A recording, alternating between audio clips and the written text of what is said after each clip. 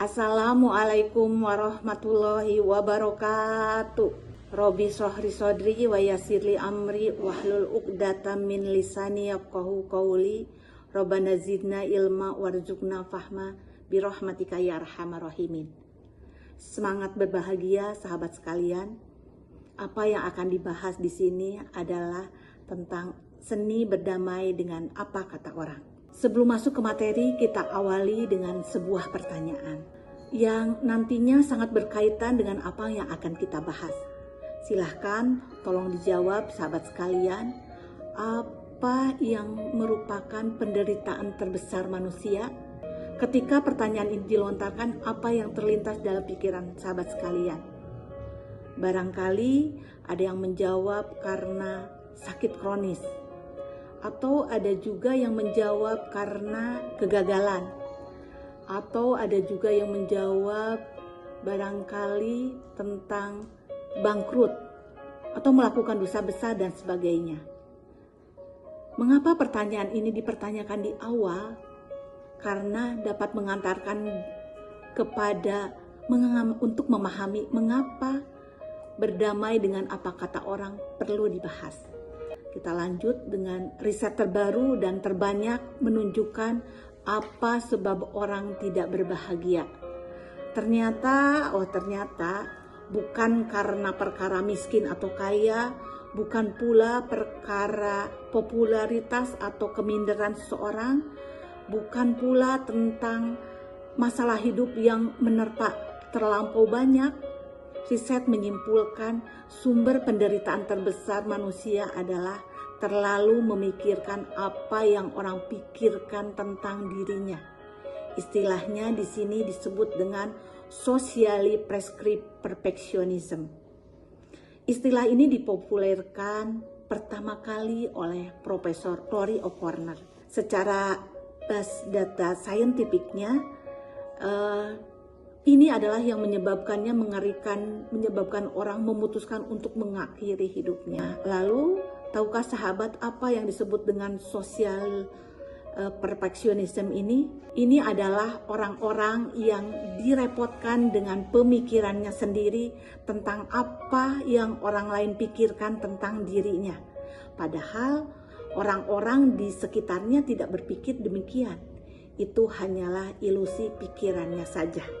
Sahabat sekalian, dalam kehidupan sehari-hari kita sering dihadapkan dengan berbagai tekanan sosial yang membuat terkadang kita merasa tidak puas dengan diri sendiri.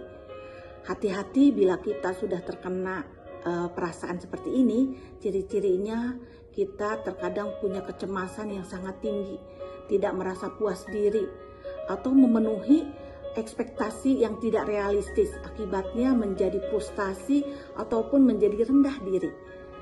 Satu-satunya cara untuk mengubahnya adalah dengan mengubah fokus perhatian kita.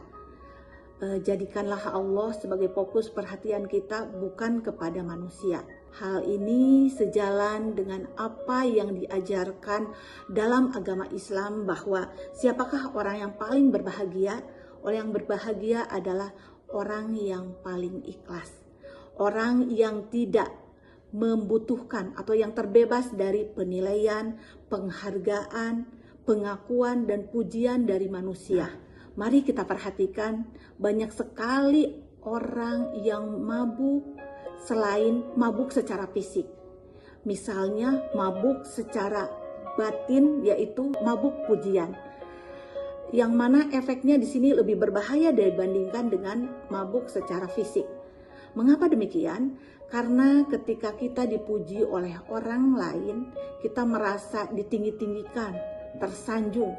Bila tidak dikelola ruang batin kita, dapat menyebabkan kita kehilangan kesadaran, tergila-gila bahkan berangan-angan. Oleh karenanya, kita perlu menguasai seni untuk tidak peduli dengan pujian-pujian tersebut. Pokoknya jika ada orang yang memuji, tidak usah didengarkan. Kita kuasai berusaha batin kita dari kecanduan ini. Jangan sampai membuat Rob kita tercampakkan, merendahkan kedudukan kita sebagai hambanya. Balik lagi, jadilah kita orang yang ikhlas, yang tidak tertarik dengan pujian-pujian manusia. Bagaimana caranya? Terkadang salah satunya kita tuh perlu menyembunyikan kedudukan kita atau melakukan sedekah yang tidak diketahui oleh orang lain. Nah, kemudian selanjutnya ada kajian menarik dari riset penelitian pasien paliatif Suster Brownie. Dalam bukunya Top 5 Regret, beliau menginterview pasiennya tentang apa yang disesalinya menjelang kematian. Dari kelima hal tersebut diantaranya, saya berharap punya keberanian menjalankan kehidupan yang benar sesuai dengan diri saya sendiri, bukan kehidupan yang diharapkan orang lain. Yang kedua, saya berharap tidak bekerja terlalu keras. Yang ketiga, saya berharap lebih berani untuk mengungkapkan perasaan. Kemudian yang keempat, saya berharap tetap terhubung dengan teman-teman saya. Dan yang terakhirnya adalah saya berharap menginginkan diri saya untuk lebih bahagia menikmati hidup. Apa yang dapat kita pelajari dari pembelajaran poin tersebut, terutama poin yang pertama adalah berkaitan dengan materi kita, yaitu banyak orang yang menyesal karena hidup berdasarkan ekspektasi orang lain.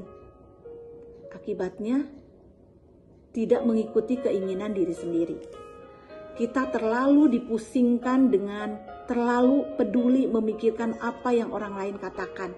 Akibatnya, waktu kita habis, kemudian kita menjadi capek.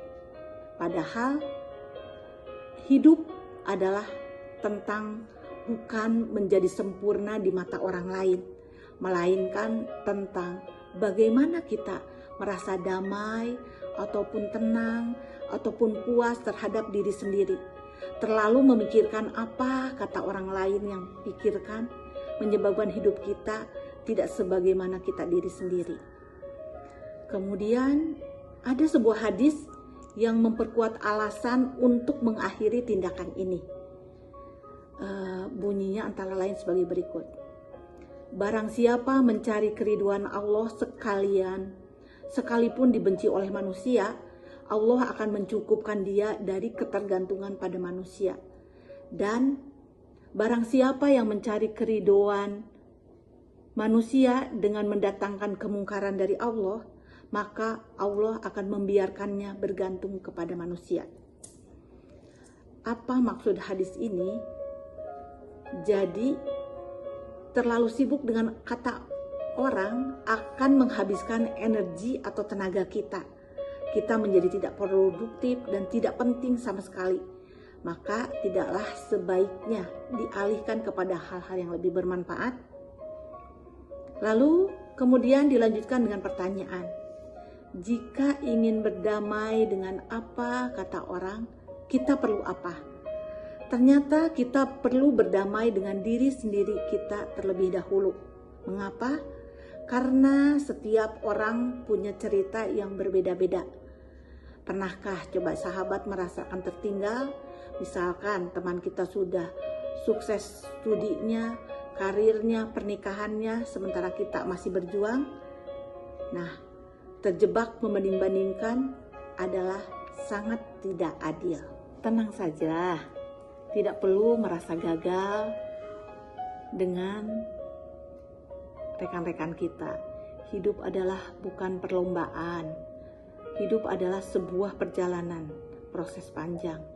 Yang Allah nilai di sini adalah prosesnya, bukan hasilnya. Tidak peduli seberapa kecil pencapaian kita dan tidak perlu menunggu validasi daripada orang lain untuk menjadikan bahagia kita sendiri.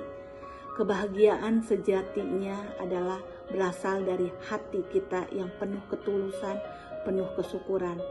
Jadi, stop untuk mengeluh, stop untuk membanding-bandingkan. Setiap kamu merasa kecil, ingatlah kata-kata sebagai berikut. Nah, akhirnya latihan untuk melepas ketergantungan kepada pendapat orang lain bisa dilakukan dengan cara praktek sebagai berikut. Yang pertama, melakukan self-apresiasi, latihan berdamai dengan diri, menyampaikan rasa tulus pada diri sendiri. Coba Teman-teman atau para sahabat bisa melakukan praktek sebagai berikut. Coba berdiri di atas cermin, pandangi wajah dengan penuh kesyukuran, wajah kita yang sudah melewati berbagai hal dalam hidup ini. Mohon ampun kepada Allah atas apa? Bila kita pernah merasa tidak cukup baik, syukuri betapa berharganya hidup kita, keunikan kita dari Sang Rahman dan Rahim. Semua telah ditakdirkan Allah Subhanahu wa Ta'ala. Nikmati hidupmu sendiri. Setiap orang berbeda-beda, setiap orang punya jalan surga yang berbeda-beda. Hal ini dilakukan dalam bentuk refleksi diri, bisa juga dalam bentuk dituliskan oleh para sahabat. Hal ini bertujuan untuk semata-mata berterima kasih kepada Allah atas karunia terhadap diri sendiri. Kemudian yang bisa kita lakukan kedua adalah melakukan amalan secret kindness, yaitu latihan beramal rahasia tanpa diketahui orang lain. Contohnya bersedekah sembunyi-sembunyi, melebihkan sesuatu orang lain, atau memberi kepada yang membutuhkan tanpa sepengetahuannya, dan lain-lain. Insya Allah, sahabat bisa berdamai dengan apa kata orang dengan mengamalkan pemahaman dan praktek yang diuraikan tersebut. Wallahu a'lam bishawab.